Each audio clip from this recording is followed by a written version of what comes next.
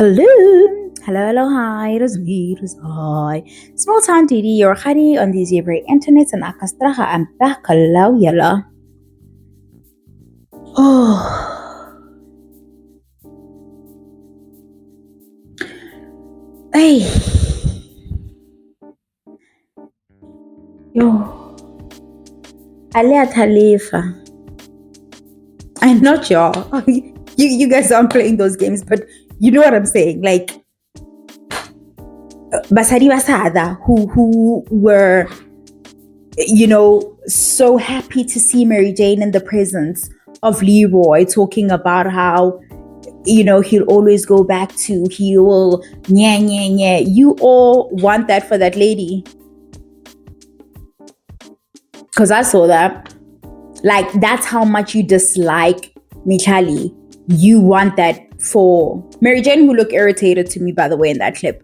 If I can find the clip from somebody's TikTok that I can download it from, I will put it here. If not, then I'll find it. Cool.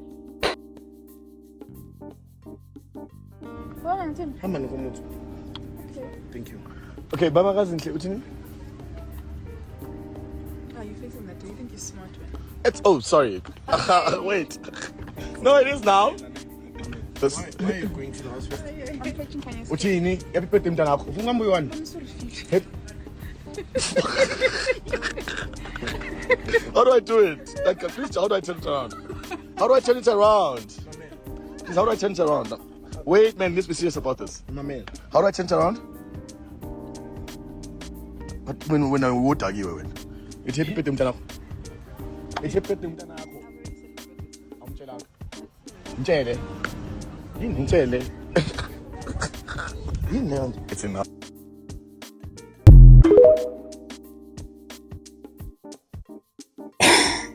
That's how I know that you all would take a person back who puts you, like, humiliates you, puts you through the absolute most. Because some of you are actually happy for her. Like, in your mind, she's got her family back, or her husband back. First of all, I'm looking at that clip. This Leroy person looks...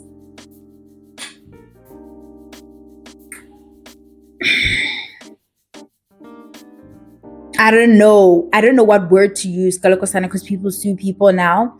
But he doesn't, like, it's not desirable. Whatever state he's in, it's not demure, it's not like demurity, it's not cutie. We're not with it.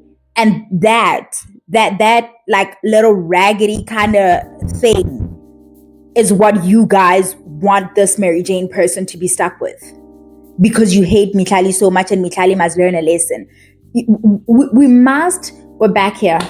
We're back here having the conversation where I explain again. The pretties get away with shit. The pretties know they get to get away with shit. The pretties have like 10,000, 77 lives. Get over it. Get over it. Some things they won't be insulated from. Some things, look, right? Here's a man embarrassing her, putting her through the ringer because nobody is, like, I don't know, immune and or impervious to that shit. Like, nobody.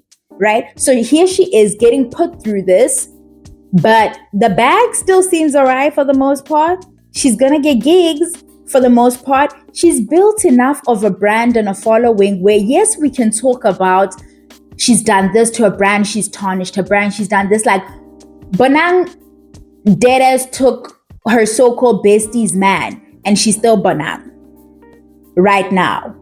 Once in a while, people try to be like, oh, she's a whore and she's fucked everybody, and they try to shit, but like, she's still Bonang, right? And I know it must sting a little bit, but that's just like other people's thing. They get to do that.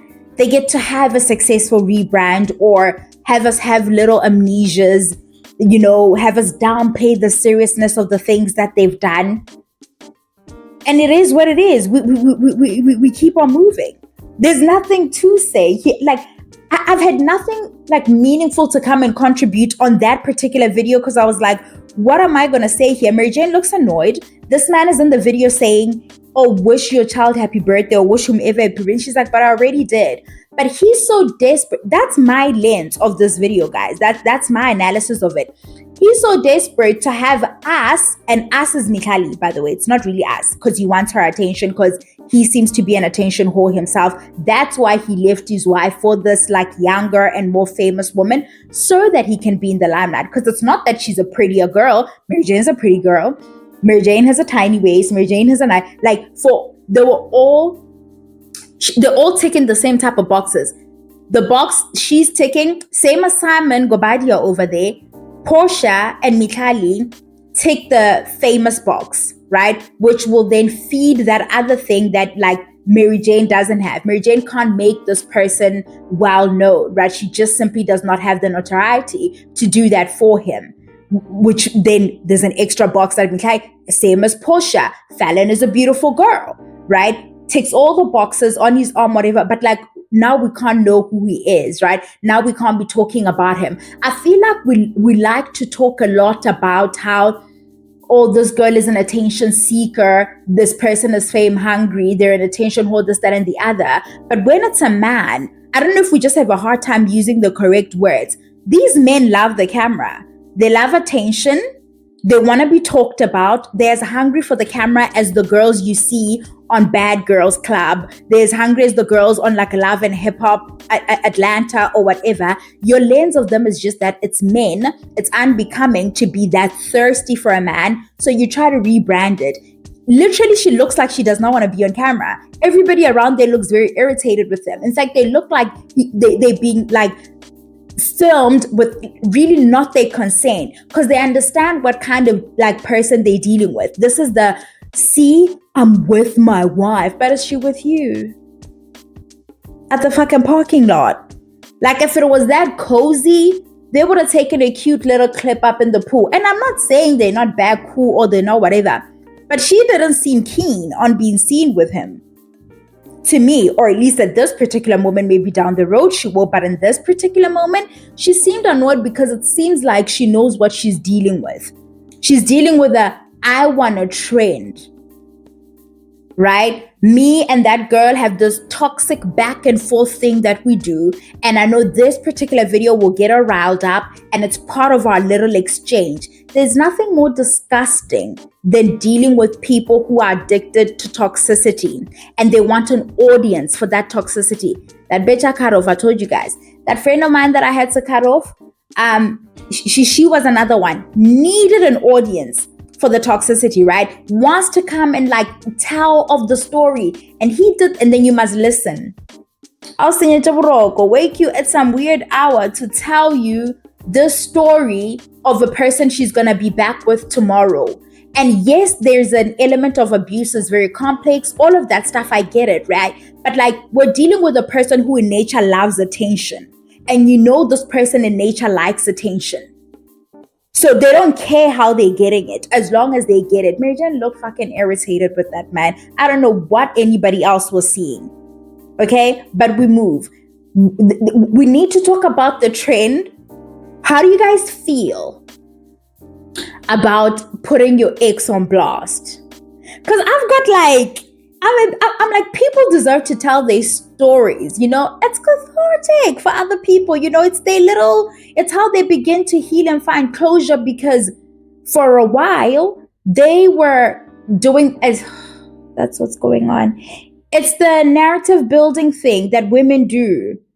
Because you were doing so much of trying to build, a narrative and an image of who this person is, and by extension, who you are.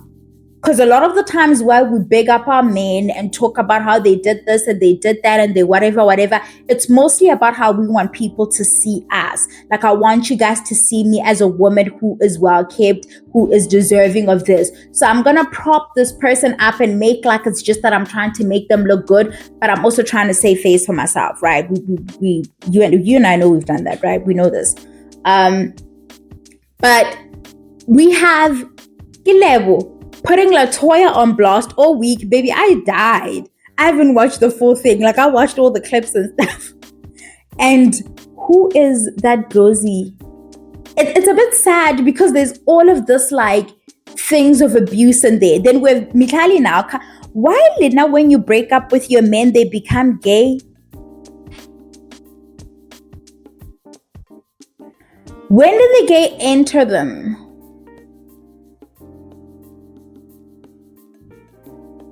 When?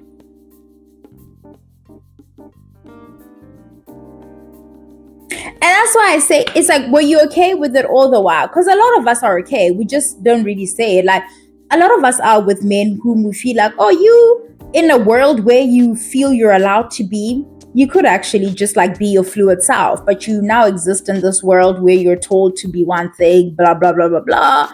And so you're playing your role. But I mean, I'm a woman. I can say this here. I know. I'm like, oh, if we were in a different time, I feel like you could be, but like, I guess you don't want. But my point is, we see it. Why does it become a problem? I mean, a lot of us desire a lavender setup, like a lavender marriage kind of set, but maybe not full on, because but we desire a little situation where it's like, you don't full on want that dude with all of that like weird shit going on. You low key want your guy, like gay bestie, with like more of something, because you know that's what's gonna build a good home. Like, are we gonna start to have this honest conversation? So it's weird to me when you break up with the person, you want to start now coming out to tell us that after 9 is after 9. Okay, bitch. And then it was not a problem all along. I'm not for people outing people because we understand why people are closeted. In fact, that's part of why people are closeted, because you're doing it to shame the person, right? You're doing it to make them feel bad about it, so we can talk about it and say, you know, because it's still we're still such a conservative country, so it's still so salacious still to be like, oh, Barney's gay, Barney. Oh no, we're rude about it. We start doing little hand gestures, like madrits, like we do stuff. And it's like, but this was not an issue, baby girl. This, you were willing to risk your brand for this person. And when did you see it? After. You want us to believe that. You essentially did put your career on the line. And I mean, she didn't do anything that most of us didn't do at her age. I think we forget how old she is. I'm not saying she's like a little, but like at her age in particular, there's a particular person that I will deny. Lie having dealt with that person. I mean, act stellar performance, like ain't no Pearl Tusi shit, bitch. Like my shit is convincing. I can be compelling, like, you know, because I'm hungry for real, but like deny that I did that. So maybe I look at her, like Rahadi looks at her from that lens of, I did some shit at that age, you know?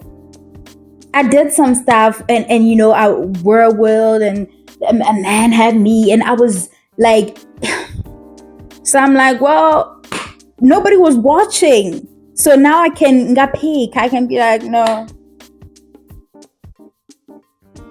that was not me. The whole time it was me, bitch. It was me. Yeah, I'm so embarrassed about that shit. I will never tell you. There will never be a story time about it. Nothing. Don't have dreams. Yeah. Don't even. You understand? That's how much Rakhadi denies that. But the thing where you guys air your exes out, I get it, guys. Some of you needed to heal, but I feel like it's a cop out. It's played out to start saying your dude is gay. Or, you know, he liked it when I would put something up his ass when he wants to feel pleasure.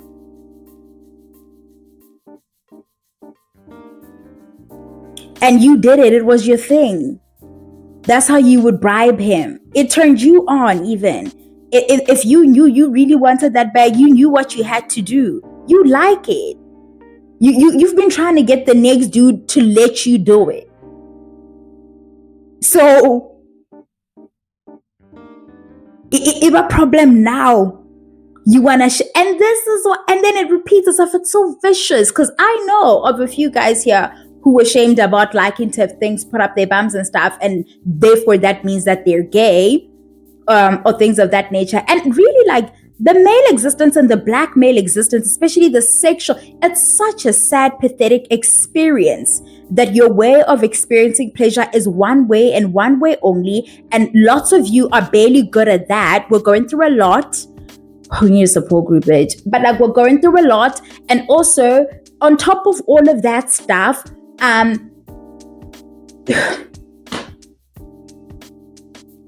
everybody's going through a lot because you guys aren't allowing yourselves to experience the things you actually are curious about.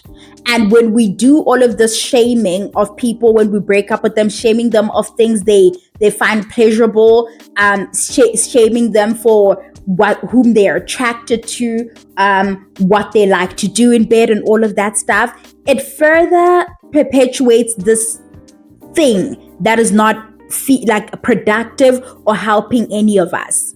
You know, the unevolved nature of the black man and his sexuality has us all fucked up. It is us all not having a pleasurable experience because you can't do shit with them. Everything is gay, and that's the last thing they want to be, right? Or everything. Oh my God, I'm thinking of all the things. Everything. Can't do shit with this. And then the one thing they want to do, they can barely do. Like, oh.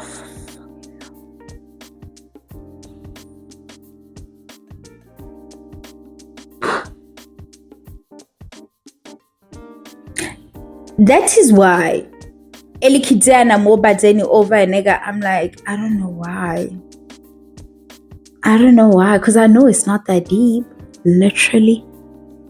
I know that.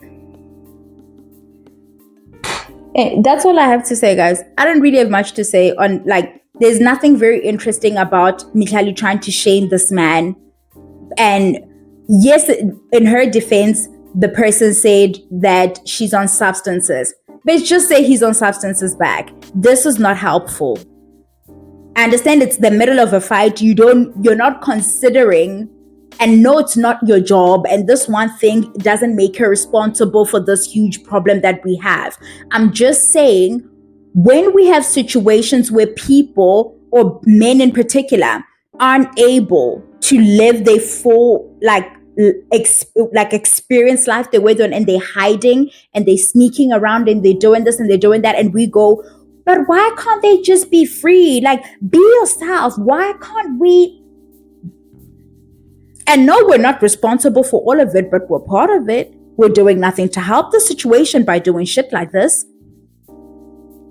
Why can't he just say, I mean, if you're bi, just say you're bi. If you're that, you can't, you see. You actually can't say that. There are social repercussions for doing stuff like that for men. And we must stop it's not cute. It's not like when Rakhadi comes on here and tells you guys know my first kiss was actually a girl. Yeah. And everybody goes, oh, that's so interesting. And then they want to hear the story of my first kiss, right? It's cute, right? And we know it's also layered why it's cute, because men like imagine themselves sandwiched between there somewhere.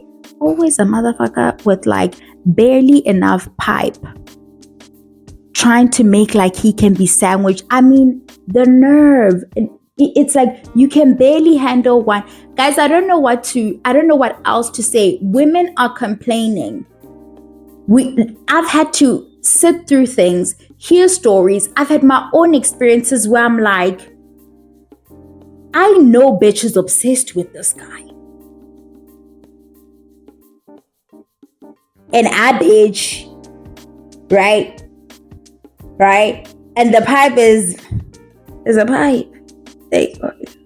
No pool noodle type situation, girl. But whatever. The point is, we're not helping. That is it. I need to stop doing this because then I get in trouble. Then I start saying the things I shouldn't say. My point is, if I tell you about like how, oh, boobs interest me, like I just want to, nobody's like, oh my God, ew. Let some man tell you, no, like when I was 6, like me and my best friend who were guys were curious about kissing. So like we Oh, baby, he's done for. He is, mind you, 6. Let a boy say, nah, when I was in varsity, I was really curious, so I did this. Yeah, he's done. It's over. It's over. So it's not helpful. That is all I want to say. It's not helpful. It's fucked up that he's saying she's on substances. Okay? Even though in that video with Mary Jane, okay? That's what I'm going to say. I'm not saying anything. I'm just saying even though. Bye, love.